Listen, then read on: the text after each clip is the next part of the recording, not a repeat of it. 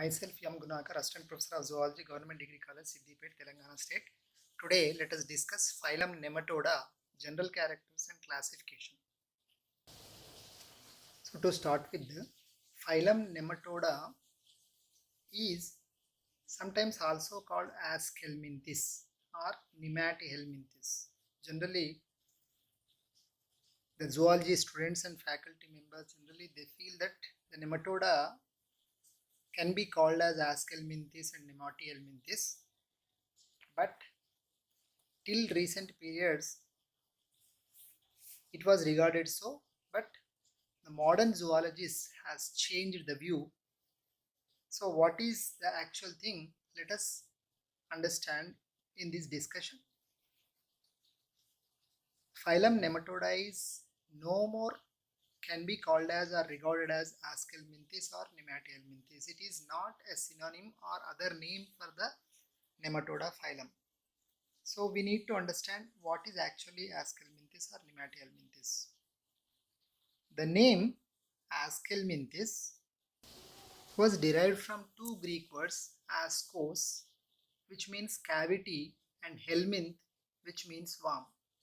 That means these are worms with cavity, or a bag-like cavity is present, or the cavity is present.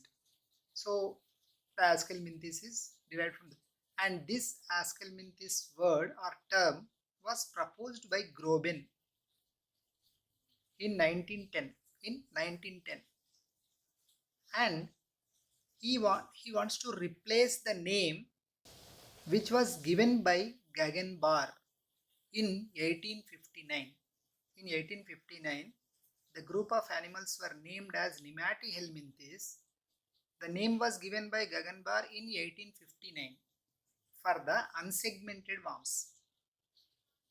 Okay, earlier, the vermis was a group in which all the worm-like animals, whether they are segmented or unsegmented, were included. Later on, they were differentiated, and segmented worms are created into grouped into or included under a separate group called Annelida. We have discussed it already.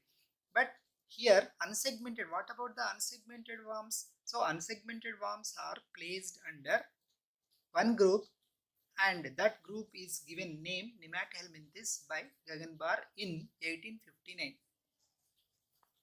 And to replace that name, for some reasons, the Groben in 1910 has given Aschelminthes. So Aschelminthes word is synonymous with the Nematihelminthes, but not to the nematoda. This we need to understand. The word this is Aschelminthes may be synonymous with the or Nematihelminthes. That is, both are same. Aschelminthes and Nematihelminthes are same, but nematoda is different. Why it is different? Let us see.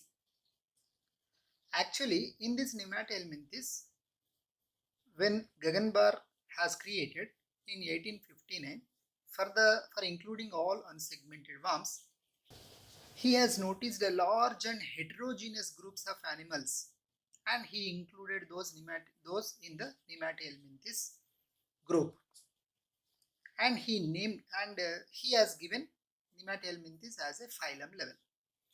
And the only reason to place all those in one group was the presence of a peculiar type of body cavity that is called pseudocoel. In the earlier videos also we have discussed what is pseudocoel. Coelom. Coelom is all the triploblastic animals are divided into or classified into three types: acoelomates, pseudocoelomates, and eucoelomates. So acoelomates are those where coelomic cavity is filled with the mesenchyma tissue, which is derived from the mesoderm. So there is no coelom at all. The space between the body wall and the visceral organs is filled with the mesenchyme tissue. Those are called acoelomates animals, and best example is the Platyhelminthes phylum. Now come to the pseudocoelomates. What is pseudocoelomates? Actually, the pseudocoelom is also functions like that of the eucoelom or original coelom. It performs all functions except a few differentiations. But what is what is there means, why it is called pseudocoel means the coelomic space is not completely, it is enclosed or lined by mesodermal epithelium called peritoneum. So the mesoderm is limited only to the ectoderm and adjoining areas only. So remaining areas, whatever the space is there, that is filled with the pseudocoelomic fluid, and that type of coelom is called pseudocoelom. And all those unsegmented worms which have this peculiar feature of pseudocoel are placed under this group, which is, the old name is Nematohelminthes and new name according to Grobin is Aschelminthes. Now what happened? All those groups means, all those animals means many types of minor phyla are also there. Like we will be discussing, we'll be seeing all those what are those minor phyla included under this group Aschelminthes or Nematohelminthes, we will see, and nematoda, what are the nematoda, let us see. So modern zoologists treat these different groups as separate phyla, and whereas Grobin or Guggenbarg named this Aschelminthes or Nematohelminthes as phylum level, and all those the unsegmented worms, they have divided those into classes, various classes, and one of the classes is nematoda also. So these, according to them, the nematoda is at class level, rank is having, taxonomic rank is having class, but it is now recently the modern zoologists and most of the zoology scientists or zoologists has upgraded all those segmented worms into phylums level, and there are whereas what about this Aschelminthes level? Then already Aschelminthes or Nematohelminthes, it is at phylum level, so they made these Aschelminthes still upgraded, which is called as superphylum. They named it as superphylum, or they name, without any taxonomic rank, they have given superphylum. Now I think the clarity has come. So the Aschelminthes, otherwise called as Nematohelminthes, both are synonymous, but nematoda is not. See here, in this we can see the groups that are included under Aschelminthes, now it is treated as superphylum. So Aschelminthes name is now superphylum, and as the Nematohelminthes old name, so let us call it as Aschelminthes only. So here, those which were treated as classes earlier, now they are treated as independent phyla, which are many groups like this. So Acanthocephala, which were earlier treated as class under the Aschelminthes phylum, now upgraded to phylum. And again Gastrotricha, Cycliophora, Nematoda, Priapulida, Ketonatha, Cynorhyncha, Loricifera, Nematomorpha, Rotifera. So all these groups which were now in the upgraded to phylum level, though most of them are under the minor phyla, were earlier treated as classes under the phylum Aschelminthes. Now the Aschelminthes is upgraded to superphylum or without any taxonomic rank. Now all these classes, earlier classes which were treated as earlier classes, now upgraded to phylum level. So one of the phylums is Nematoda. All the other phylums are under minor phyla except Nematoda. So of all the above, the most familiar is phylum Nematoda. It forms the, see what is the specialty of this Nematoda is it is the second most diverse animal phylum. Most diverse. I am not saying it is most number, not number, but it is most diverse animal phylum after the Arthropoda, with over 15,000 species identified. Unidentified species are more, even they may be unidentified species, maybe if they are identified, their number may reach up to 1 million also. 1 million also. So rest of the groups are all except Nematoda, all the other phyla, there are totally 10 are there, more, even more are there also. So except Nematoda, all the other phylums are minor phyla, minor invertebrate phyla. So whereas the Nematoda is a major invertebrate phyla with more than 15,000 species identified, and it has most diverse animal animals in its under it, which is second only after arthropod. But I think you have had a clear idea now. So let us go further for the phylum Nematoda general characters. The term nematoda was derived from, now it is, there is a clarity has come. Nematoda is no more a class, it is phylum. It is phylum. Okay. So nematoda the term nematoda was derived from nematoidea, which is combined form of two Greek words, where nema means thread, eidos means form, thread-like. As thread looks like a rounded, whose cross section is round, so that's why these nematodes are commonly called threadworms, or they may be roundworms, or they may be pinworms. Like that, many names are there. So, which was defined by Carl Rudolphi in 1808. Then, as I said earlier, the phylum Nematoda is very much diverse group of animals found in different habitats, and they may inhabit from terrestrial to marine environments. They may inhabit more and more types of environments. See, the nematodes exist in large numbers in every imaginable environment on the earth. Even they may inhabit deserts, hot springs with temperature up to 53 degrees centigrade even. Then not only there, at high mountain ranges, great ocean depths and fast flowing hill streams, they may live in all areas of the world, earth. They are the most highly adaptable of all metazoans. As even how we can know that they are most highly adaptable? See, for example, same species may occur in the Arctic area, cold area, as well as the tropical habitats also. So that's why they are the most highly adaptable, we can say. And majority of them are free living, and are free living forms are mostly found in freshwater, seawater, moist soil, and organic debris also. Of course, many nematodes are parasitic also, and they live in nearly all types of plants and animals, and including human beings also. Whereas the land nematodes are specially abundant. See, the land nematodes are especially more near the plant roots, and they were found in the soil to a depth of 7.5 meters even.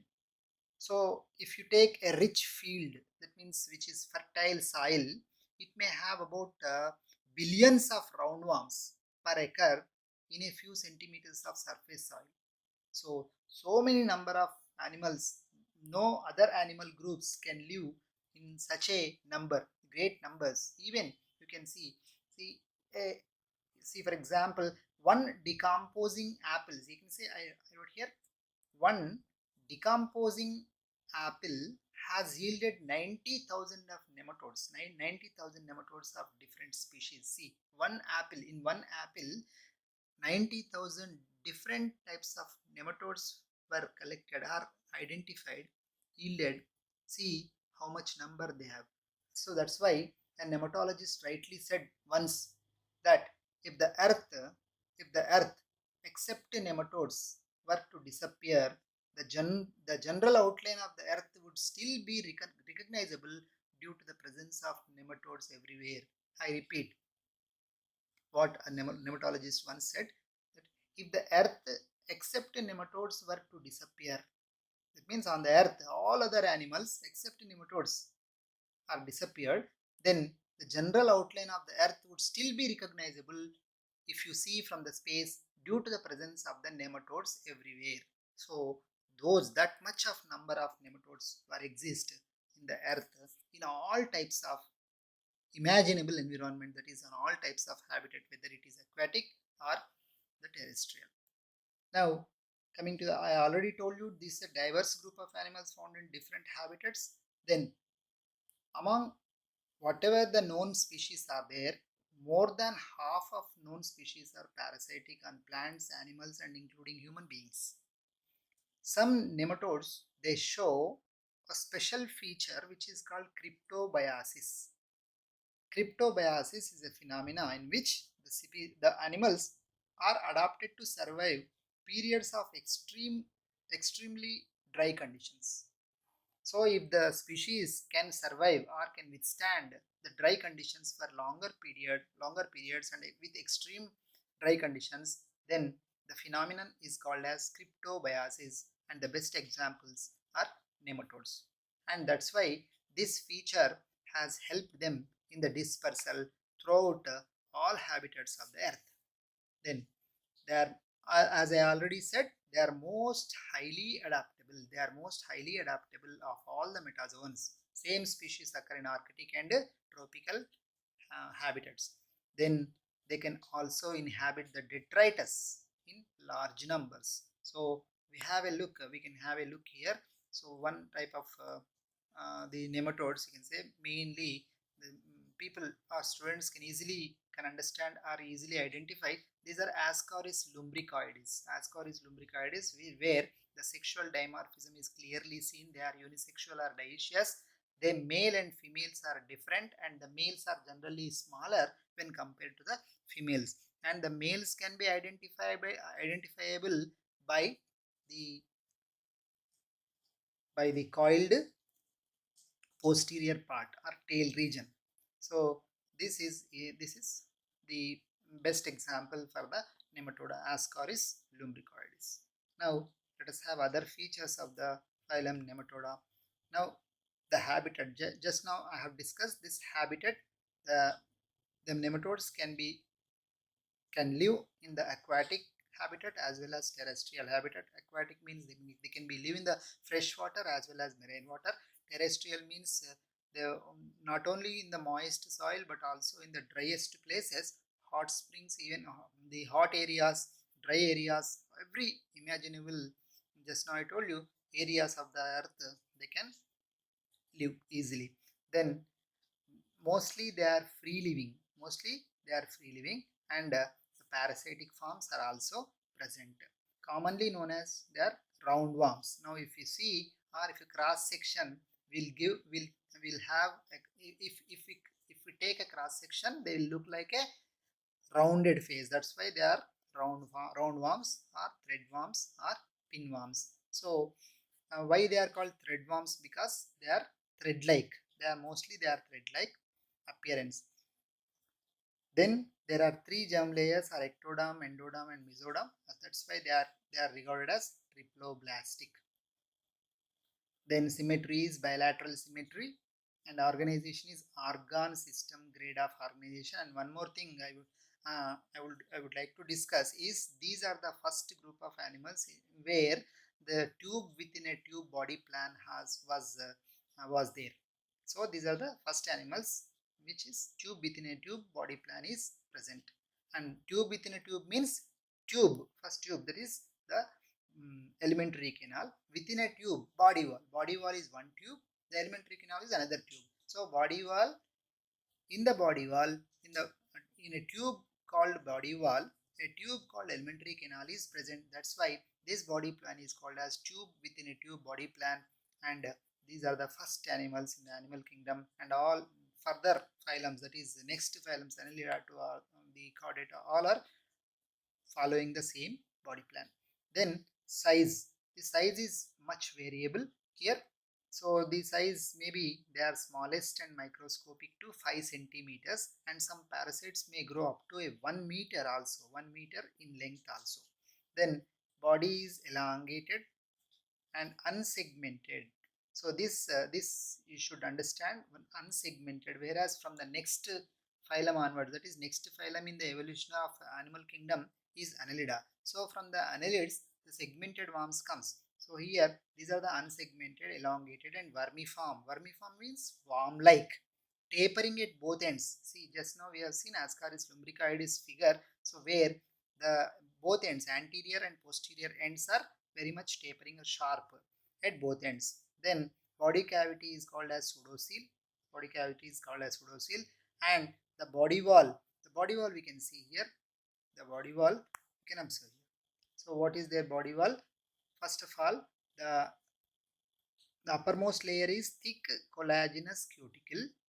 The next, cellular or syncytial epidermis. See here, cellular, either cellular or syncytial epidermis. What is syncytial? Syncytial is nothing but the cell with many nuclei, or the cellular compartments are not present. So that's why cell walls or cellular plasma membranes are not present. A cell has many nuclei. This condition is called as syncytial epidermis, or otherwise it is cellular. Cellular means a cell with single nucleus is called cellular. Syncytial means cell with many nuclei.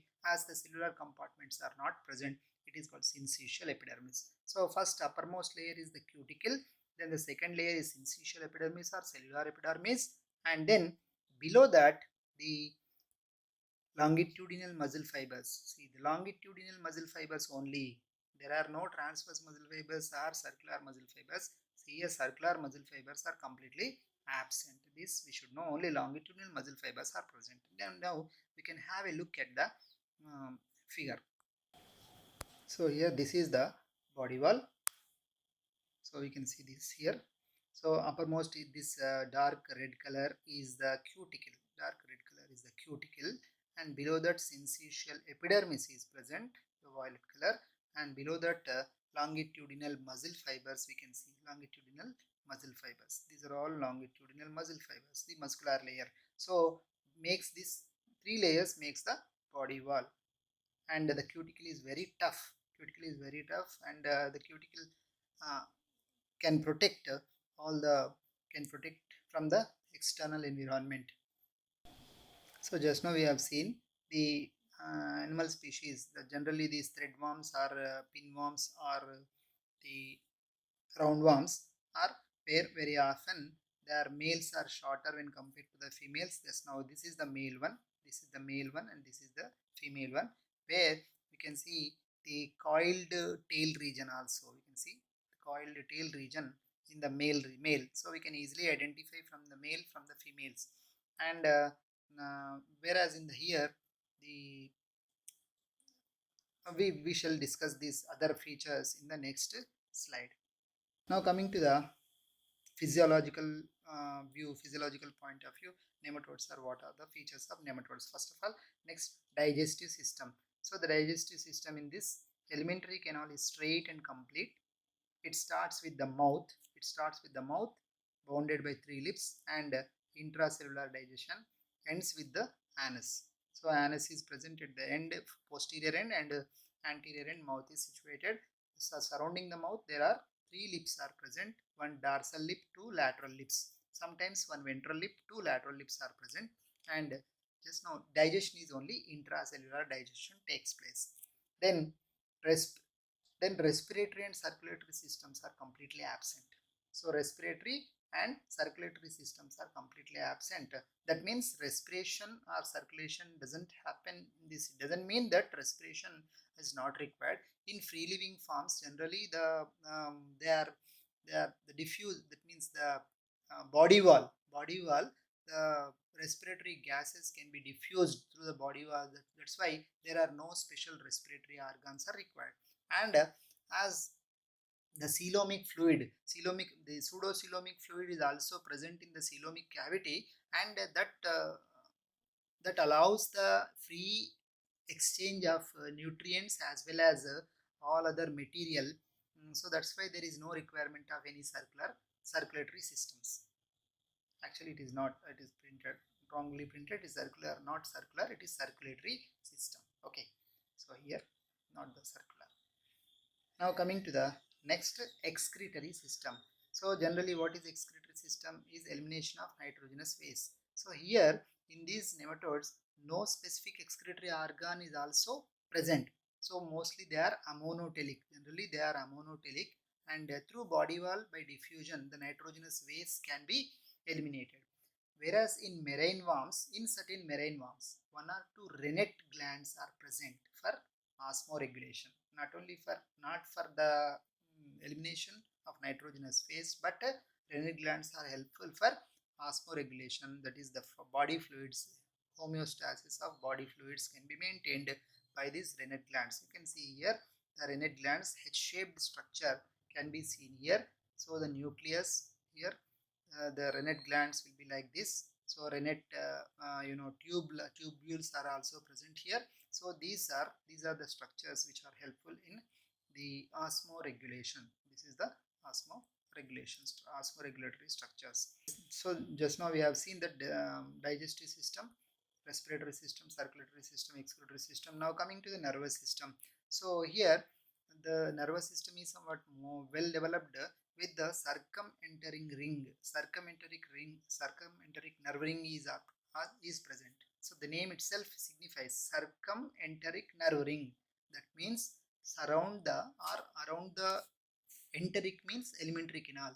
Around the alimentary canal at some place or in the pharyngeal region, there is a nerve ring is present, and along with the nerve ring, 4 peripheral longitudinal nerves are also present. So 4 peripheral longitudinal nerves, they extend from the nerve ring to the throughout the body up to the end of the tail. So those peripheral longitudinal nerves are named as, one is dorsal. So one is dorsal, one is ventral, and 2 lateral longitudinal nerves are present. So let us have a look in the figure here. See, now you can see the nerve ring is present here. So the nerve ring is present here and longitudinal nerves are present. This is the dorsal and this is the that side ventral is there, and these are the longitudinal nerves. And these longitudinal nerves are connected here and there by transverse nerves also. Here you can see the transverse nerves. So from the circumenteric nerve ring, nerves can pass through to the anterior regions, and in every part of the body, from the longitudinal nerves as well as from the transverse nerves, the nerves pass through in all directions to supply to the various body parts. Now coming to the next, sensory organs. See here, sensory organs are also specialized in the nematodes. What happens is some small papillae are also present in some nematodes. Small papillae are not present in every nematode, but small papillae are present in some animals. And the amphids, special sensory organs called amphids and phasmids. Amphids. What are the amphids? Amphids are nothing but they are cuticular depressions around oral region. They are the cuticular depressions. That means they are pore-like structures in the around the oral region, that is mouth region. They perform chemoreceptor function. They perform chemoreceptor. That means they can recognize the food substances easily. Chemoreceptor in function, and they are highly modified. So what are they? They are amphids.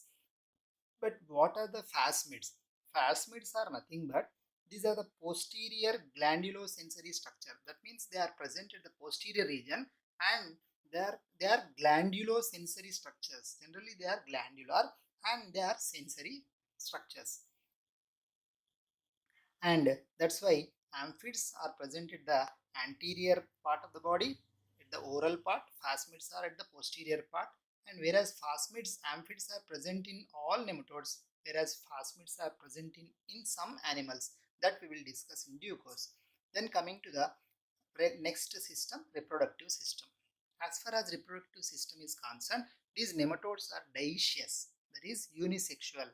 They exhibit sexual dimorphism. That means males and females are present separately. And generally more often the males are, just now we have seen in the case of Ascaris and other cases, the males are smaller than females. Generally males are smaller than females, and the male can be easily identified by the coiled tail region. And the simple gonads are very simple, and the sexual reproduction, generally sexual reproduction can be seen, no asexual reproduction. And then some of them, they show parthenogenesis also. And the internal fertilization, generally internal fertilization takes place. So development is generally direct in some and indirect in some. So in those forms where indirect development is there, there is a larval stage is present. So you can see here larval stage, one of the species now. So here you can see the Wuchereria bancrofti. In this case, the Wuchereria bancrofti, generally the larval stage is present. This is called microfilaria larva. Okay, so wherever the larval stage is present, it undergoes molting. So generally this molting takes place 4 times in the life cycle, in the life period. So generally in most of the nematodes, 4 times the molting takes place. Even there is a no larval stage, molting takes place. So the young ones appears as if it is an adult form. So it also undergoes 4 moltings to become an adult stage. Then molting or ecdysis occurs in all nematodes. So now we come to next features. Then now so far in this discussion, what we have discussed is there is a syncytial epidermis. So there are some unique features in this phylum. There are some unique features are present where no other phylum has these features. What are they? Let us see. Number one is syncytial epidermis. That is the cells with many nuclei are present in the body wall. Then body wall musculature consists longitudinal fibers only, no circular fibers, no other fibers, only longitudinal fibers, muscle fibers are present. That is the second unique feature. Now next one is presence of pseudocoelom. Pseudocoelom cannot be seen, nowhere seen in the animal kingdom, only in the nematodes as well as in some of the minor phylum that were included under Aschelminthes group. The pseudocoelom is also a peculiar feature of the nematoda. Then eutely. So what is this eutely? So try to understand. Eutely is nothing but it is the phenomena in which body cells and nuclei. That means cell has nucleus. So body cells along with the nuclei, except gonadal cells, except cells in the gonads, they remain constant once the animal grows into adulthood. So what happens is when the animal is in young one, the number of cells increases. But the young one, when it reaches adulthood, that means after 4 moltings, the adulthood is reached, and then the number of cells remains constant, including the nuclei also, except gonadal cells. So this maintenance of constant cells throughout the lifetime is called as eutely. So this phenomena is the unique feature that can be found in the nematoda only. And then you may have a doubt how, when the number of cells are cannot be increased or it remains constant, how the animal grows in size. So the animal grows in size only by increasing the cell size only. So the cell size increases, then the animal's body also increases in size. So that is called hypertrophy. So that means the increase in the cell size is called as hypertrophy. By means of hypertrophy the animal grows. Now one more peculiar feature that we have already discussed is cryptobiosis. Now what is cryptobiosis?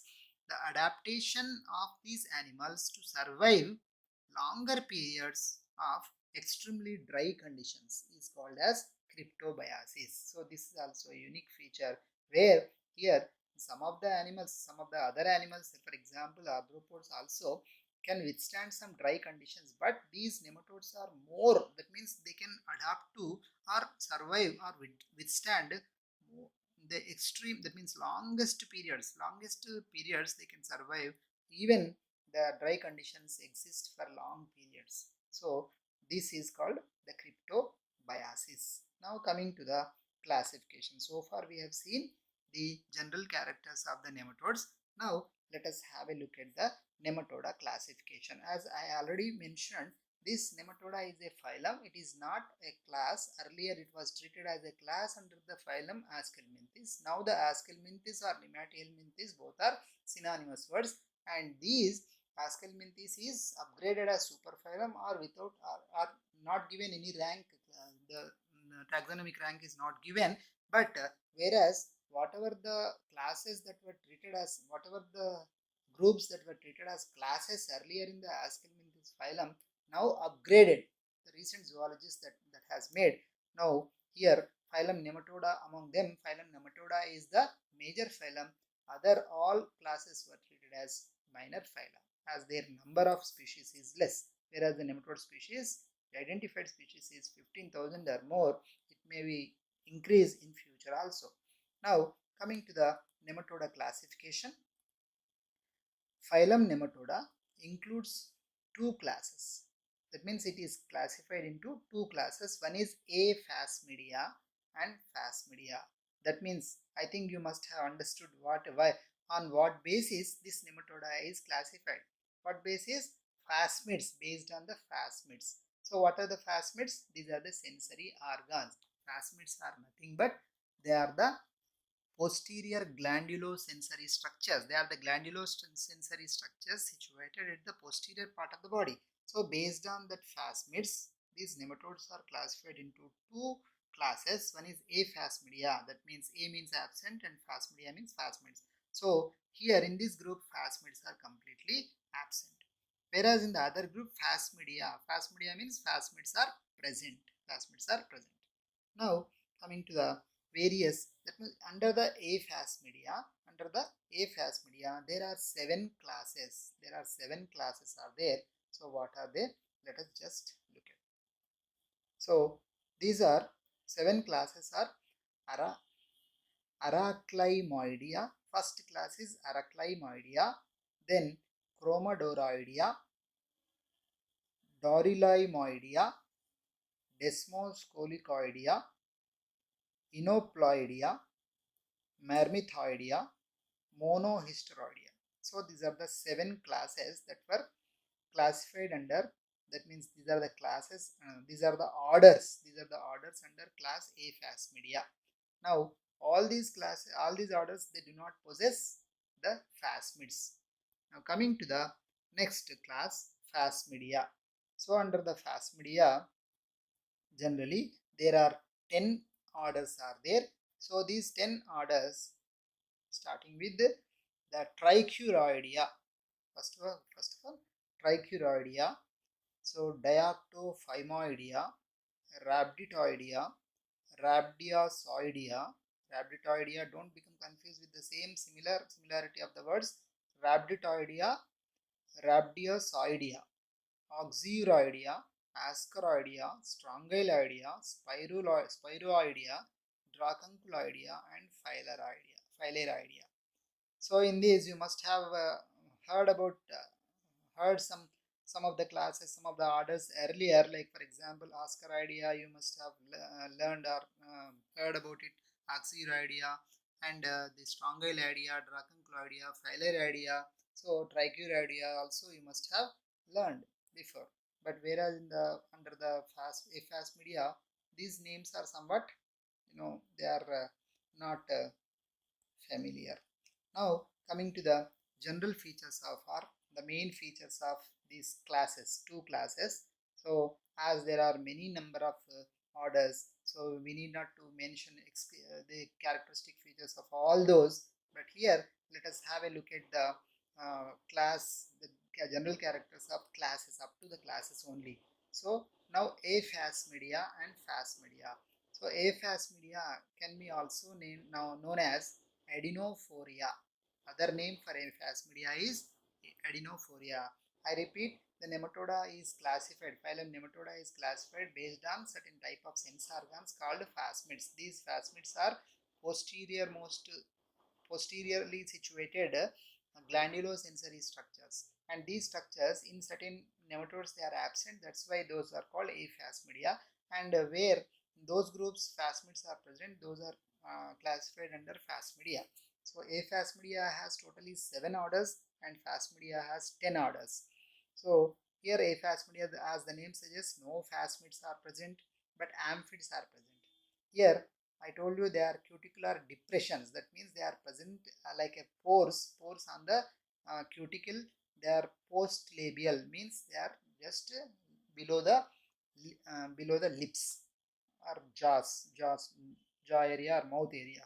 Then here the phasmids are present, and amphids are also here also pore-like. I already told you what are these function of these amphids is. They are chemoreceptor in function. Now the excretory system usually absent in aphasmedia. The excretory system is absent, simple, non-tubular. Sometimes in some very few forms when it is present, though it is present simple or non-tubular when present. Just now we have seen the rennet glands are present which are osmoregulatory in function. If the rennet cells, they also perform to some extent the elimination of nitrogenous waste also. In that case they are non-tubular rennet cells, they function as excretory organs. Whereas here the excretory system is well developed. Here excretory system is well developed means here tubular with tubules. Just now we have seen rennet glands, not only here osmoregulation, but here the rennet glands then capture the nitrogenous waste in the form of ammonia and they expel through tubular structures to the outside. Then caudal adhesive glands open through spinneret at the tail. So at the region of posterior region, adhesive glands are present. They open through a spinneret. Spinneret means a small pore-like structure. This spinneret at the tail region, they open outside. Whereas here, the caudal adhesive glands in Phasmidae are completely absent. Then sensory papillae are present in cephalic region. In the head region, sensory papillae in Aphasmidae are present, whereas sensory papillae in Phasmidae are completely absent. So this is about Nematoda, general characters and classification. So once again I would like to tell you is, don't become confused with the Nematoda. It is now upgraded to a phylum level. It is no more a class under the Ascalminthis. Now Ascalminthis and Nematohelminthes both are synonymous words. Ascalminthis, the name is a new name given by Groben, whereas the old name is Nematohelminthes. The name is old, which is given by Guggenbarg. So earlier this Nematoda, including other all classes which were treated as classes, now upgraded to phylum, including the Nematoda. Nematoda is a major phylum, whereas all other classes which were upgraded to phyla are minor phyla under the super phylum, which is called the Ascalminthis or Nematohelminthes. Thank you.